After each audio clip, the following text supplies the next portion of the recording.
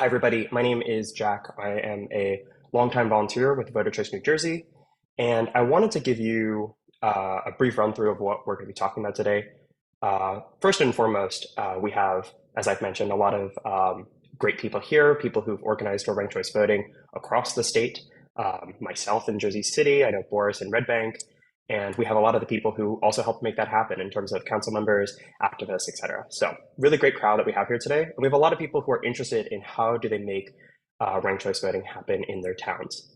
We're going to start by setting the information landscape equal for everybody. We're going to just give you a quick refresher on who we are and why we love ranked choice voting so much. And we're going to get right into it for those folks of really giving you detailed highlights of some of the recent wins we've had. We're going to talk about the priorities we have on the state and municipal level. And we're, of course, going to take advantage of the fact that we've brought all these people here together to have a pretty strong and robust Q&A. So we hope if you don't have questions to begin developing questions, because we're strongly looking forward to that in this meeting. So I do want to give a brief introduction. If this is your first time here, we're Voter Choice New Jersey. We are a nonpartisan, nonprofit organization that is exclusively focused on upgrading our elections to ranked choice voting because we believe that it makes our democracy stronger and fairer. So we're incredibly focused on education around ranked choice voting, around allowing people to experience ranked choice voting for the first time, and its advocacy in the legislative process, cultural process, etc. So why do we love ranked choice voting? One of the key things about ranked choice voting is that it gives people significantly more choices. It encourages more candidates to run because they're less worried about the spoiler effect. It reduces the amount of strategic and wasted votes because we've ended the spoiler effect. And because candidates aren't trying to get another candidate out of the race, it discourages a lot of the negative campaigning that we see.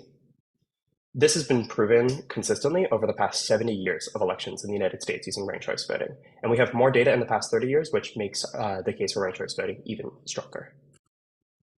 Additional data that has come out recently, I want to actually highlight. So on this slide, we actually highlight that ranked choice voting boosts turnout, specifically in New York City, where it strongly boosted turnout. It's boosted turnout across the state and across the country. But one really interesting study, the most comprehensive study about ranked choice voting and turnout just came out this past week that specifically showed that ranked choice voting is key for boosting turnout in off-year elections. And if you know anything about New Jersey politics, we sure have a lot of off-year elections. So it's shown that elections that are not held in a federal year tend to see a significant boost in turnout compared to peer elections held in plurality. We also see, again, consistently across the 30 years of consistent ranked choice voting usage in the United States, that it gives more opportunities for people and women of people of color and women to win elections. We see that when voters are given the opportunity to not vote strategically, and when voters are not asked who do they think is the most electable candidate, they elect more diverse candidates that actually look like where they're from. The last thing, which is exciting and a really nice byproduct of ranked choice voting, is that it eliminates election costs. And this is for a lot of different groups. For administrators, it means that you're not running a second election. For campaigns, it means that you're not planning the contingency of needing to run a runoff election and keeping a pile of money ready just in case. And for voters, it means less time spent researching candidates after November, right? So it avoids election fatigue, which reduces costs for voters, and it provides election cost benefits for all these other partners in an election. So now that everybody's up to speed about who we are and why we love ranked choice voting, I do want to highlight some recent wins that we've just had recently, and I wanted to bring us together to celebrate this specifically. So briefly, I do want to highlight some new events that we've had across the state. In Jersey City, we had an event of a bunch of folks in Ward D celebrating ranked choice voting and voting on 4 different beers. It was a pretty tight election. We had to go to a second round in order to determine the winner. But we were able to engage a lot of Jersey City constituents right before Jersey City enabled ranked choice voting. I also want to highlight that we're also doing work in South Jersey. Here's a photo of some of the work that we had in Lebanon, where we had an event at Sunken Silos. Again, I was told that the beer was great, and so was the voting. So lots of great work there. We're going to dive deeper into 2 new municipalities that have now urged New Jersey to enable ranked choice voting for local elections. And we're going to talk about how this education and these local initiatives led to support for ranked choice voting enabling legislation in New Jersey. So first thing that I want to highlight is that in April, Jersey City passed a ranked choice voting trigger ordinance that really changed the game. Since they are the second largest municipality in New Jersey, this garnered a lot of significant press coverage. It was the highest single point of traffic our website has personally had. This is the first RCV trigger ordinance since the introduction of our legislation, the Municipal School Board and Voting Rights Options Act, which we'll get into in a little bit more detail in a second. But you can see that the press coverage that this garnered was an incredibly important milestone for the bill in terms of the amount of support that we had, donations, and in terms of the momentum that we had going forward. This was the product of a really strong grassroots campaign that involved working together with coalition building, with local activists, involved lots of long strategic work with council members to make this possible. And it involved lots of activists on the ground trying to engage local constituents along with a variety of ranked choice voting educational events. Jersey City is a big city, and so it required a big movement. And I think that it proves that as an organization, we have the capacity to make a big campaign in big places that need it. But I also think that Red Bank passing a ranked choice voting resolution also shows a model for how one dedicated leader with a lot of good work can make a huge impact. So Red Bank passing this RCV resolution was a big deal, first and foremost because it showed that this isn't just a thing that Hudson County wanted. I'm going to be honest that when I was advocating for ranked choice voting in Jersey City, the conversation wasn't what's ranked choice voting, it's why does New York City have this and we don't, right? But in Red Bank, the conversation was much more. What is ranked choice voting? How does this impact me? How does this impact our elections? And ranked choice voting was also new to, this was the smallest municipality to adopt a ranked choice voting resolution. But what was fascinating was when I was listening to the conversations about the municipal council considering ranked choice voting, it was the same conversation we were having in Jersey City. How do we boost civic turnout? How do we create a environment where we can end low turnout, expensive runoffs, right? A lot of these same conversations we're having in Jersey City are with 100,000 people or more are happening in a town of just 10,000 people, right? So ranked choice voting is something that all towns of all sizes need. And I think I want to talk about, a campaign in a place like Red Bank looks pretty different from a campaign in Jersey City. A campaign in Red Bank takes, one or two committed activists who are really interested in making ranked choice voting happen. It takes educational work on the ground in the municipality consistently, and it takes really good and dedicated relationships with the city council folks in that area. So we'll get into more details about what that looks like, but I think I just wanted to show that not only can we win ranked choice voting, but we can win it in very different environments, big city and small city. I do want to highlight that a lot of this work that we're doing of working with city councilors, getting these ranked choice voting trigger ordinance and resolutions has a real impact. If you remember on a previous slide, I highlighted that Jersey City had passed the ranked choice voting trigger ordinance on April 10th. And on April 11th, Senator Mukherjee had announced that he was co-sponsoring the ranked choice voting bill, as he described it. And just a few days later, we had additional co-sponsorship of other assembly people who represented Jersey City. So as we do this work of engaging city council people about the benefits of ranked choice voting in the communities, as we pass trigger ordinances and resolutions, we're able to build a movement that actually transitions into real statewide momentum in terms of both RCV enabling legislation, but also in terms of local municipalities being ready to introduce ranked choice voting to their voters, ready to put that question to their voters. And I'm going to go ahead and let April take it from here in terms of where our strategy looks from here. Yeah. Thank you, Jack. So hi, folks. For anyone who doesn't know me, my name is April Nicklaus. I'm from New Brunswick, New Jersey, and Middlesex County. I'm a longtime leader with Voter Choice New Jersey, and currently lead our our outreach and education team at the state level. And was involved a number of years ago in crafting our statewide strategic plan to come up with this whole campaign framework that we're talking about today, that Jack was highlighting some of our most recent successes.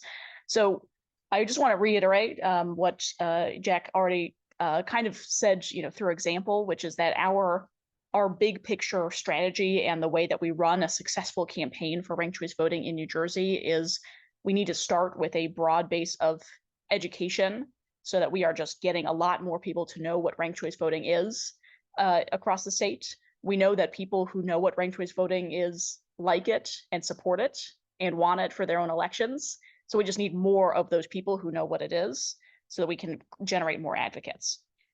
And part and parcel with that, working to advocate for ranked choice voting at the municipal level to get more municipal support for ranked choice voting through trigger ordinances and resolutions, which then, as Jack said, translates into the momentum that we need to pass ranked choice voting at the state level. Next slide.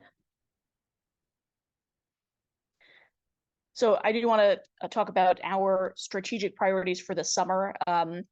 A little bit of context for anyone that's not elbows deep in state politics all the time. We are entering budget season. The summer is kind of a period of the year where some things move very fast and everything else basically grinds to a halt in the legislature. And that provides some challenges as well as some opportunities. It provides obviously a kind of a window of time where anything that isn't the state budget doesn't get actively passed, but it does provide a window of time for us to build that momentum even stronger so that in the fall, when hearings are beginning to happen again for all sorts of other bills, ours included, we are able to come in swinging and say not just that we passed ranked choice voting in Hoboken, Jersey City, Red Bank, but add a few others to that list as well, and just grow our groundswell of both public support, folks contacting their legislators directly, asking for the passage of this bill, and building up more local level champs, elected officials at the local level, mayors and council members who are actively talking to the legislators representing their districts, saying, we want this for our town, please give us this option. So our strategic priorities for this summer, there's the state level work directly, right? The targeted cultivation of key legislators. We know who are the folks on the committee, who are the legislative leadership. These are the specific people that we need to talk to and get them to take active movement on the bill, as well as grassroots engagement of constituents from all across the states, so that when it hits a full floor vote, we don't have a whole bunch of people saying, hey, what the heck is this thing? Everyone's already heard a little bit from their constituents already and knows what their constituents want. And our big focus this summer will be on expanding our local organizing work so that we can pass resolutions in more places. So one action, oh, there we go. One action that I'm going to ask everyone to take right now, if you either can pull up your phone to snap this QR code or the link on our website to contact your legislators directly right now and take the email action, send them an email saying, we want you to pass the Municipal and School Board Voting Options Act. That is our bill in the legislature that is going to enable municipalities like Hoboken, Jersey City, and Red Bank, and any others to actually use ranked choice voting in their elections rather than just saying we support it and then it goes nowhere. We need this enabling legislation to pass in order for these trigger ordinances and trigger resolutions to be triggered and put a question on the ballot to voters. So I'll just stop talking for a few more seconds for anyone who still needs to pull out their phone and snap this QR code. I believe Herb also posted the link directly into the chat. This is a quick email action that you can take that'll make a big impact.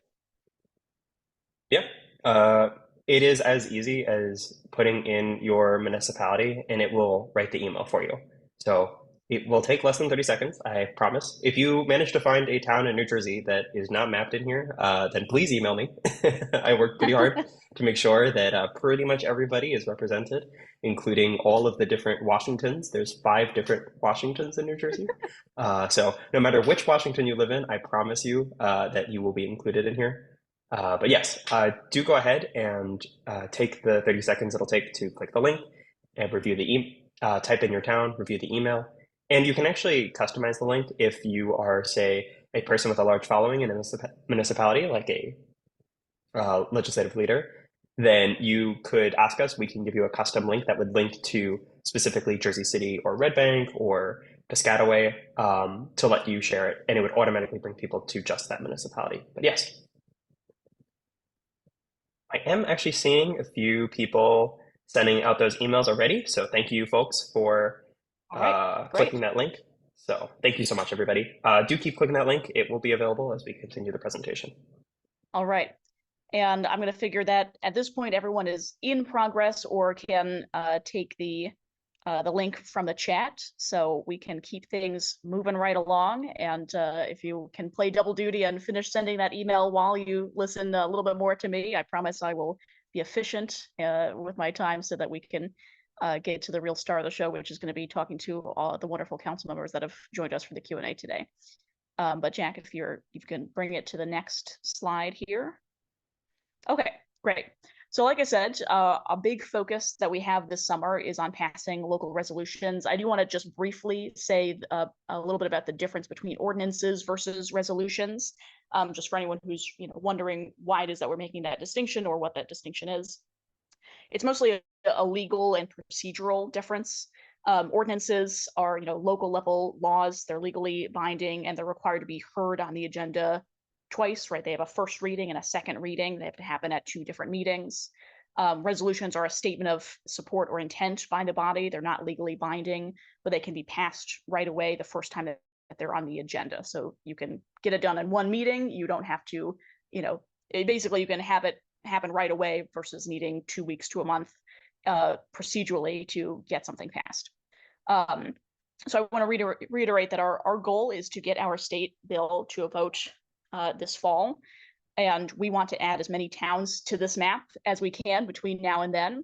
And both politically and procedurally, resolutions are the fastest way to get RCV across the finish line at the local level. And I'll note that, ordinances are objectively stronger because they're legally binding the municipality to put RCV on the ballot once the triggering event, the passage of our bill, happens. The resolutions that we're passing in towns are still stating an intention to put ranked choice voting on the ballot for voters.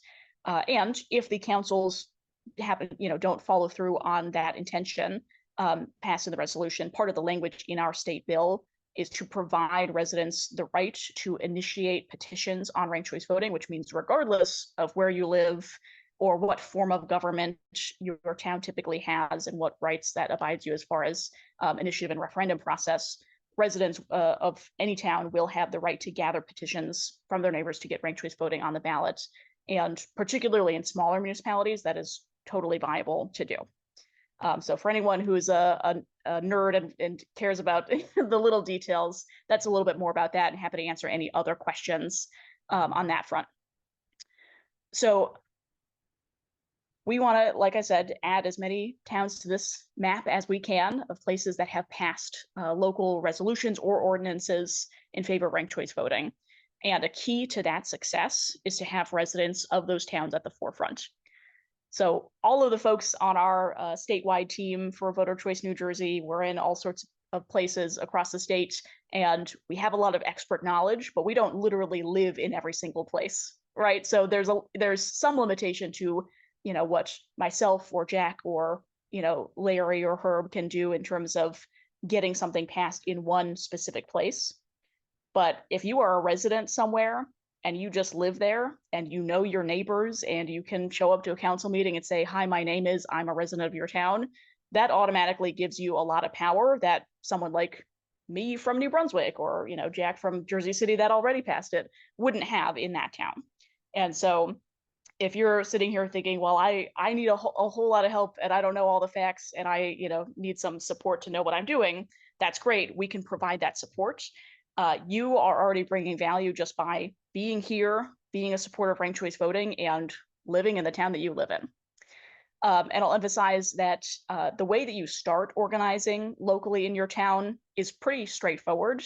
Everything starts with conversation, right? You start by talking to us about the politics of your town and the resources that you need to talk to people about ranked choice voting. You start by talking to your neighbors or any friends that live in your area and tell them what ranked choice voting is and why you support it and get them involved and engaged in the issue.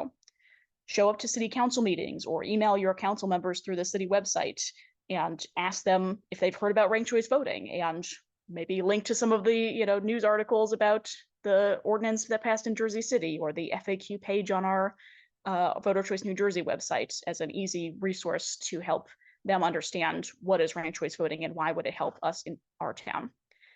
And if you're connected to any local organizations or know any of your friends and neighbors who are, it's a really great way to help make a bigger impact, because we can also help supplement by providing educational presentations to groups, or working with those organizations to host a public event to educate residents on ranked choice voting. And community organizations are just a great hub for you to meet a lot more people beyond the people that you already know in your area. Next slide. And just to emphasize here, really, you again are bringing a lot of value just by being a resident where you live and wanting to take the reins and get something moving locally in your town. We have a lot of support that we can offer you, and things will go faster and smoother, and you will have the confidence and the capability that you need to get things done if you reach out to us and take advantage of the resources that we have to offer you. So we can help you with hosting educational events. We can help you in guiding your outreach to local organizations. How do you get connected? How do you find groups in your area? How do you be effective during public comment period at the council meetings, any other public meetings where you might be talking one-on-one or talking in a group setting with your elected officials? How do you sit down and have a lobby meeting with your local elected official? What kind of resources do you need? What's your agenda? And any of the technical or political questions, any messaging questions, anything that you have questions about for ranked choice voting, if you don't already know the answer, you can come to us and we'll either know the answer or we'll know someone who knows the answer.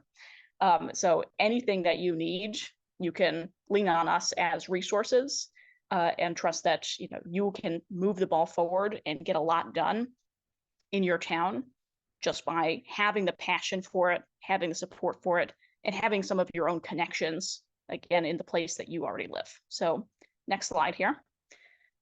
Another action for you to take, if you are interested in organizing locally in your town, you can snap this QR code or type in the link, or I'm sure Herb or someone will put the link in the chat that you can click it there.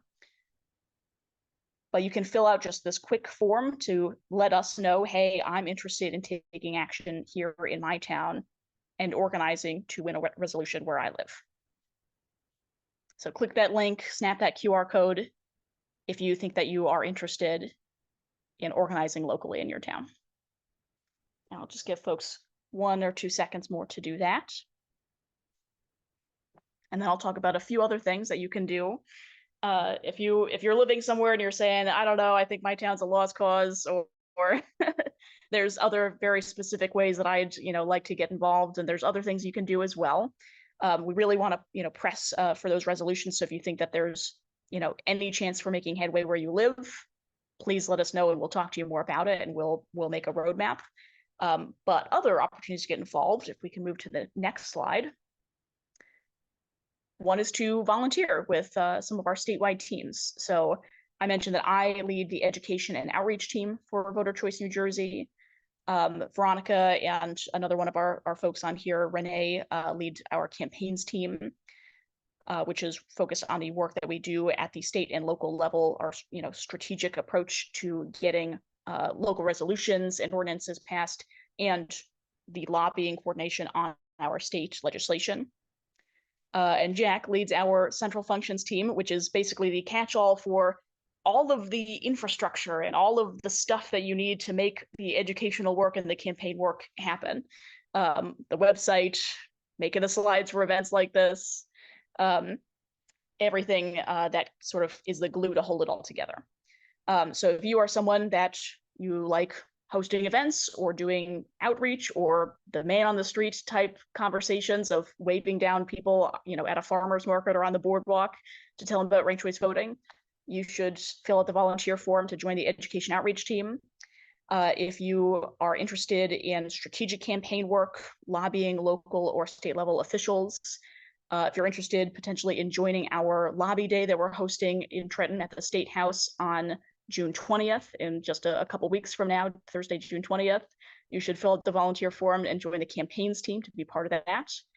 And if you're someone who has some technical or artistic or um, other types of skills to fill out that background campaign infrastructure, then you should fill out the volunteer form to join the central functions team. And one other way that you can help us in doing this good work and promoting ranked choice voting across the state, you can go to the next slide here, is to donate to the organization. This is something that if you don't have a lot of time and you just want to, do something quick right now to make sure that you are making an impact on this movement, every bit counts. We're a volunteer-led organization. We don't need much, but we do need some. And we need, the financial support from a grassroots level to help run more educational events so that we can get a lot more people to know what ranked choice voting is and have the hands-on experience using RCV at our mock election, rank the beers, and those types of events, helping to keep some of that core infrastructure running, printing out more educational materials that we can use for the public and for educating legislators. So all pretty basic fundamental movement building work that we do requires some level of financial support. If that's something that you're able to offer, please click that donation link that I think Herb just put in the chat for you. And any amount that you can contribute is greatly appreciated. And with that, I'm going to pass it back over to Jack to facilitate our Q&A with our council members that are guests today. Great. Thanks, everybody. So I do want, just as a just to help people identify the council members who are here with us today, could the council members here just raise their hands just to help people identify? Cool. So I think that we have Nancy and James Solomon. So I want to give them just a platform to introduce themselves. Nancy from Red Bank, how about you go first? As you can see, my name is Nancy Facey Blackwood, and I'm a recent council member in Red Bank. I was also on the Charter Study Commission, which helped Red Bank change its form of government to one that's more functional for us. And with that, we adopted the use of runoffs, which seems like the first step towards supporting ranked choice voting. I'll just leave it at that until we talk later. Perfect. Unless you want me to keep going, but no. Okay. No, I think we'll get into it. And I think that if James Solomon from Jersey City could provide a brief introduction, that'd be great. Sure. Thanks, Jack. My name is James Solomon. I represent Ward E, which is downtown Jersey City. And I worked primarily with Councilman Frank Gilmore, who represents Ward F, on the ranked choice voting effort in Jersey City, obviously partnering with Voter Choice NJ. And we were very excited to get it over the finish line and excited to meet you all and talk a little ranked choice voting tonight. Thank you both. I think that so while everybody is gathering their questions, if you have a question, do me a favor and raise your hand. Not literally, but using the Zoom feature of the raising hand feature. But while we're waiting for people to get in their questions, if I could ask you both, what is the thing that gets you most excited about ranked choice voting out of its features? Why is this something that you prioritize? Why is this a priority for you? There's a lot of different issues you could work on. Why is ranked choice voting specifically a priority of yours?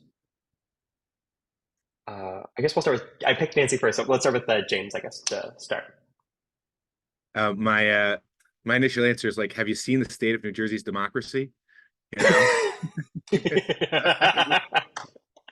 That's a good so we got a lot of work to do, but I think ranked choice voting is been proven now in multiple cities and states to be a system that encourages more participation, encourages a more diverse set of candidates to run for office, encourages a more positive and collaborative politics. So I think those are all things New Jersey needs.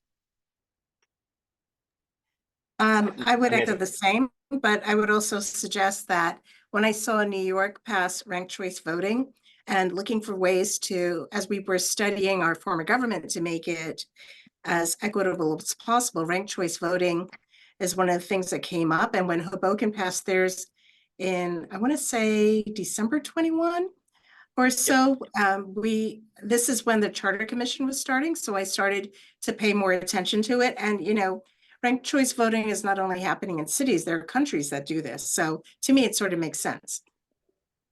And that's why I Oh, started. I love the countries. So I have family from Ireland, so yes, which uses ranked choice voting. So yes, no, it's internationally used for hundreds of years. Yes. Oh, looks like we have questions coming in. I'm gonna let Steve go ahead and take things off.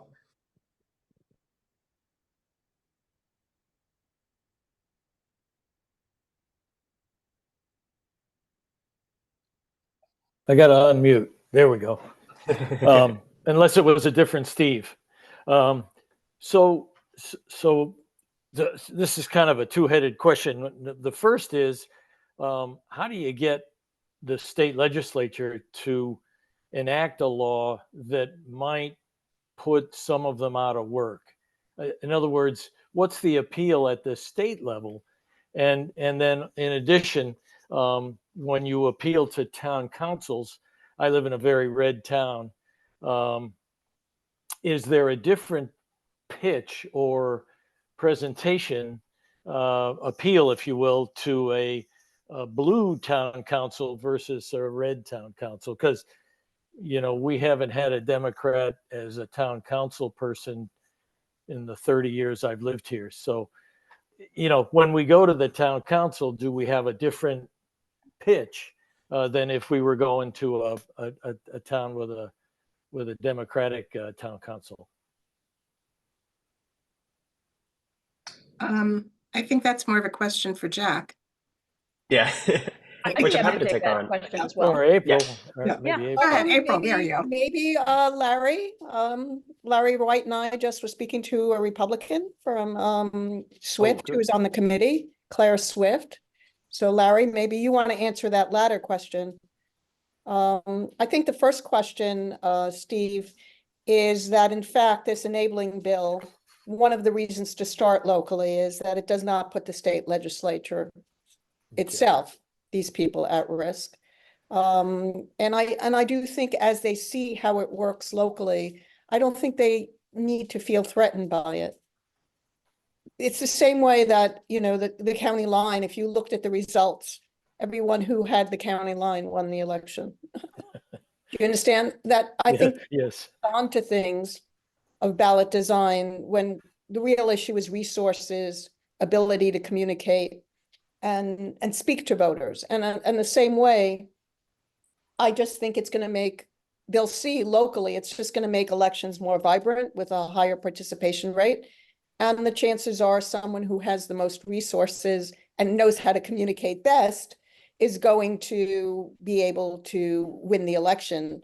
We're hoping that the tone of the election is different, right? Because you don't want people to be polarized. They're looking for people's second vote.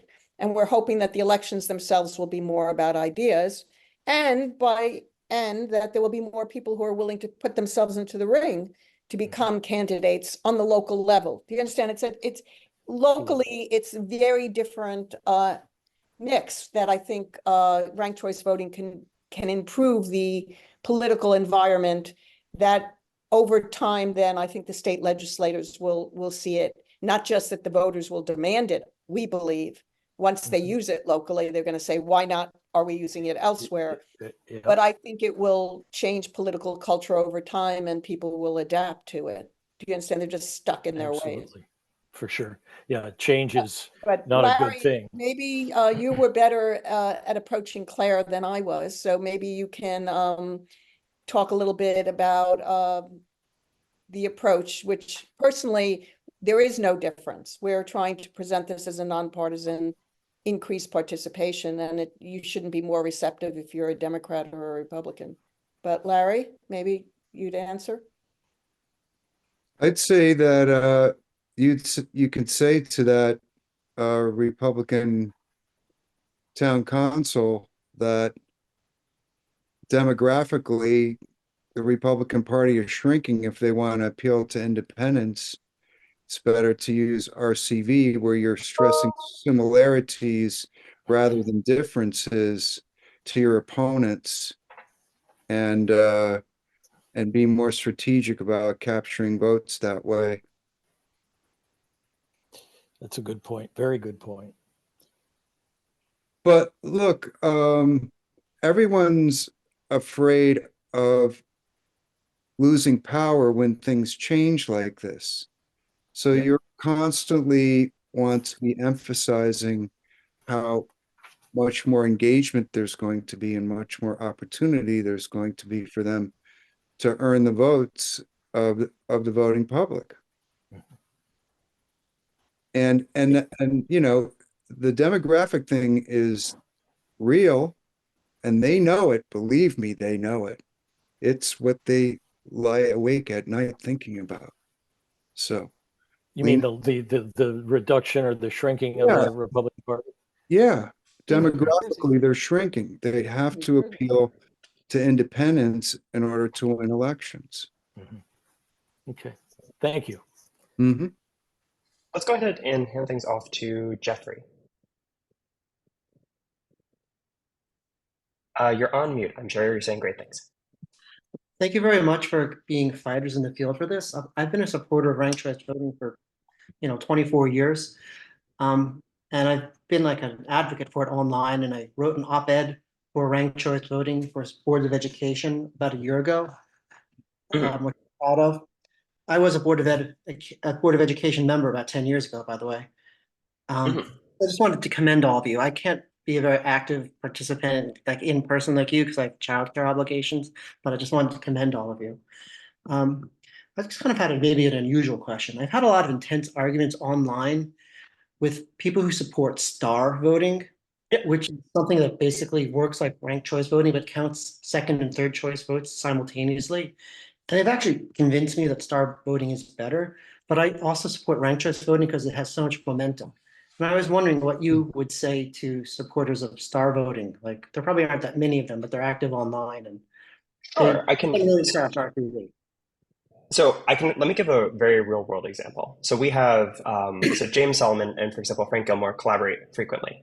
If there was a situation where, let's say, they're running for the same office, and we were using ranked choice voting, I'm sure James Solomon, again, who's worked pretty closely with Frank Gilmore, could confidently say to all of his supporters, put me first. Obviously, I want you to put me first, but also put Frank Gilmore second, right? And Frank Gilmore could do the same. I'm sure that given their experience, that they would say, put me first, but confidently put me second. This is a really important part of the process, is that the politicians who are using and engaging with ranked choice voting can confidently endorse candidates beneath them and not worry about it. So again, Nancy could identify, oh, there's other people on the Red Bank Council I want you to vote for. I have put in a lot of really hard work, but I also think that, there's other people on your ballot who are good. The problem with alternatives that have been studied, such as STAR and approval, which is why I think they fail to get approval from, they get approval of petitions, but they don't get approval of real people who've engaged in the political process, is that they don't allow candidates to confidently endorse second and third choices. And that's an important part of the process because when my, for example, cousin uses ranked choice voting, she learned about the process of, oh, I put, this candidate first, second, and third from the candidates that taught her the system. Nancy and Solomon are going to be the ones teaching their constituents about how to use ranked choice voting because they're going to be the ones telling people how to vote for them on the ballot. And we don't want Nancy to say, put me first, but no, don't rank anybody else, because if you rank anybody else, you make me less likely to win. So that is the real key benefit of ranked choice voting. There's no harm at all for Nancy or James to say, I appreciate how much you see my impact on the community. Please put me first. But I also think that there's other great candidates on your ballot. You should rank them, right? So that's the real key advantage of ranked choice voting. Thank you very much. I'm going to have to go soon because of childcare obligations. I just wanted to make a couple Yeah, points. no, of course. Maybe the strongest places to argue for RCV for would be places where we already have multi-member elections, like the New Jersey Assembly, boards of education, and town councils, because that's where you have the absolute most absurd results. Like you have a slate of candidates who are a very, very small majority, and they sweep the election. And for a board of ed, there's no way to anti-vote effectively in plurality, block vote. For the assembly, I think actually like 60 of the seats, like 30 of the districts, like they're so close to each other that if we had STV, you would have a split in a Republican and a Democrat. And we can also bring up with Democrats that the Republicans have won 4 gubernatorial elections with pluralities recently. Tom Kean in 1981, Whitman twice, and then Chris Christie in 2009. So, for Democrats who aren't persuaded of RCV, you could say Republicans have had good luck winning plurality victories here. Just want to say thank you again for your support. Again, I know that you're busy. I'd love to jump to other questions to make sure we have an engaged chat, but thank you again for your support and thank you for hopping on. Best of luck with those childcare obligations. Yeah. I'm Um, going to share with you my op-ed for RCV for boards of education. Great. Yes. And I think as people have added in the chat, the enabling bill does include RCV for school board elections and using single transferable vote as Jeffrey has described. Yeah. Okay, great. Do we have any other questions in the chat that I have missed?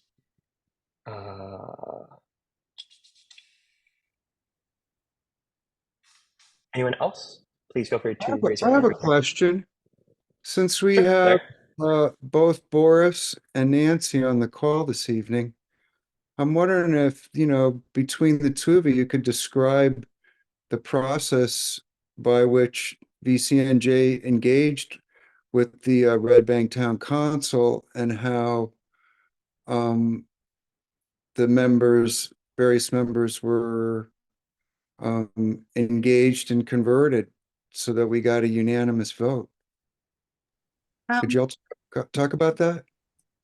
Sure, I'll speak to it and then I'll loop in Boris, because this was primarily because of Boris's activism. So I had mentioned earlier that we had a charter study commission where we were studying our form of government and we were looking at runoffs. And I do remember specifically coming on to one of your calls, right? And we were going to make the decision the next day, but to learn more about ranked choice voting as we were looking at runoffs.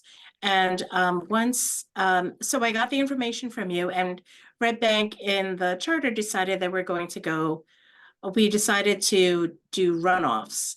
And we put that in our report, and the voters went unanimously, well, I would say 60-40, to change our form of government to a council manager form with the runoff. So they liked the work that we did.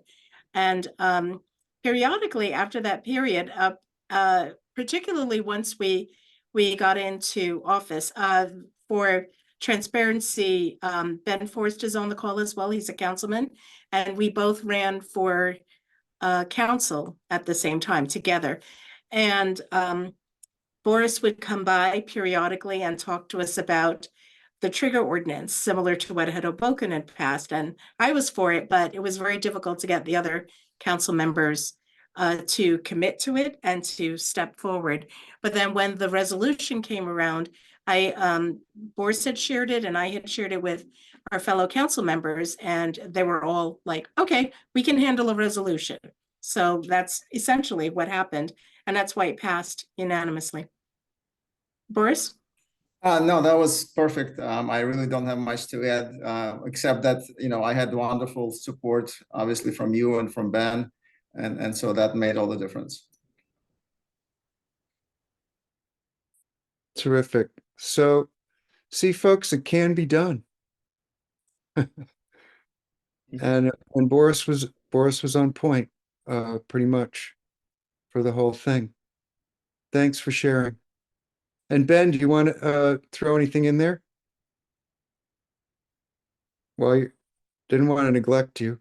You're muted. No, it's okay. I think Nancy and Boris handled it very well. And Okay, they fit in very much with our form of government choice, because it's a lot easier to do ranked choice and have a runoff 3 or 4 weeks after the election, not to mention expensive. Indeed. You're all going to save money. That's for sure. Thank you so much for sharing that. So Jackie from Jersey City has a question in the chat, and I think that we can direct this to James. So it says, thank you, James and Nacy, for being RCV supporters and for being here. Were any peers of yours not initially on board about RCV, and how did you get them on board? It's a great question. I think there were certainly a couple council members that I think expressed skepticism at the start. And Voter Choice NJ actually did a great job. So one of the points made was that voters would be confused by the choice. And so Voter Choice NJ did a number of events, kind of rank the beers, rank the restaurants, rank the cookies, all of which kind of show that just ranking things is a very normal, natural thing we do as humans. It comes very easy to us. And obviously, you're not going to be able to get to, Jersey City, 300,000 people, but you can kind of demonstrate that, hey, if this is our system of government, we're going to be able to do voter education, and people are going to be able to grasp it pretty quickly. So that helped, being able to show the demonstration projects. And then, just both Voter Choice NJ and then ourselves having conversations with those council colleagues in which, we just sort of heard those concerns, pointed to, I think, the success of ranked choice voting in other municipalities and states and countries. So this isn't a, new outlandish idea. It's one that's been proven over the course of time. So being able to point to those specific municipalities and states was very helpful as well. So I think those were the couple of key things that were done to help convince council members, who no one was opposed, but certainly some council members had some qualms that they shared with us. Thank you, Jackie, for that question. Nancy, anything to add on Maybe that? I can just add to that, James. I don't think it hurt the number of people we had at the second reading. Yeah, absolutely. I mean, Yeah. I got the sense that there was, after having meetings with certain council people, name unknown, there was a reluctance. And I really anticipated there would be some no votes. And I think the number of people that we were able to get out at the second reading, we actually got one abstention, and the rest were favorable. And I got the sense that people were persuaded. I mean, there were at least 30 people who came out that evening, the second read. And it, Agreed. That was crucial. yeah. What I had observed, it was in Red Bank, we had amongst our council more skepticism, and they were just really unsure about it, but it was really from the form of putting together a trigger ordinance. They were not really excited about, but once Boris was able to share us with the bill that's in the Assembly and Senate, excuse me, they became more amenable. So it's like, okay, if we can support a statewide resolution, statewide bill, we'll be happy to do that. So that's basically how it came about for us. Gotcha. That's helpful feedback. I think, James, I just wanted to give you a platform since we did go a little bit into the Red Bank ordinance. I feel like it'd only be fair to talk a little bit about the process by which Jersey City passed ranked choice voting. What was one thing that, one thing about Jersey City is that constantly there's things happening, constantly there's, new items on the agenda.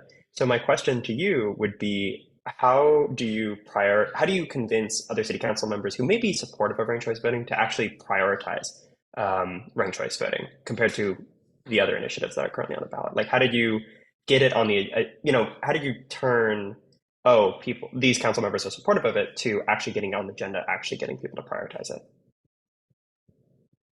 Sure, Jack. I mean, I think there were a couple things. One was, these, I think April put in the chat, there were 12 total events. A number of council members were asked to sort of be co-sponsors for the events. So it's nice to then, give them a little bit of kind of public credit, right? Hey, I'm Rank the Beer is co-sponsor with Councilman Prinzeri, and you can put it on social media. I think that helps. I think part of it is the way our council works is we, generally council members can put ordinances on. You don't need permission from either the administration or the council president, but informally you certainly try to get their buy-in in advance. But once it's on the agenda, you're going to be forced to vote. And to the point that Renee made earlier, if you have 30 people speaking out in favor and not really anyone against, and you assume that represents a couple hundred pretty committed activists, that they're you don't want to be against that.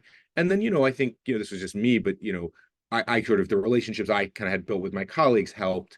The council president was one person who was particularly skeptical, and I did bring it up in I was a key vote for her to retain her council presidency, and there was no you never do quid pro quo type stuff, but that vote was done. A couple weeks later, I sat down with her and I said, hey, this means a lot to me. Can we get this forward? And she says, of course, if it means a lot to you, we'll find a way forward. So you sort of do those you do the legislative work right, of relationship building to get things done. Yeah. Great. Thank you so much for that context. I think that I saw a question from her. I saw a hand raised. I don't know if it's still there. Yeah, I think my question was answered. I was just going to ask James Solomon if there was a particular tipping point you saw in Jersey City, but I think we kind of may have covered that. But yeah, I'll just add Well, one thing or two, which was just we had to get through our law department too, right? And for whatever reasons, the law department kept giving us some quirks with the bill and the trigger mechanism, and so we just had to keep being creative to find a way through that. So that was a key point, because obviously, you know, a council member will take seriously if their corporation counsel is saying we don't think this bill is valid, whether right or wrong. You know, that's an important. So that was a key piece as well of getting the trigger ordinance, you know, in a place where corporation counsel signed off. thank you. Great. Any additional questions?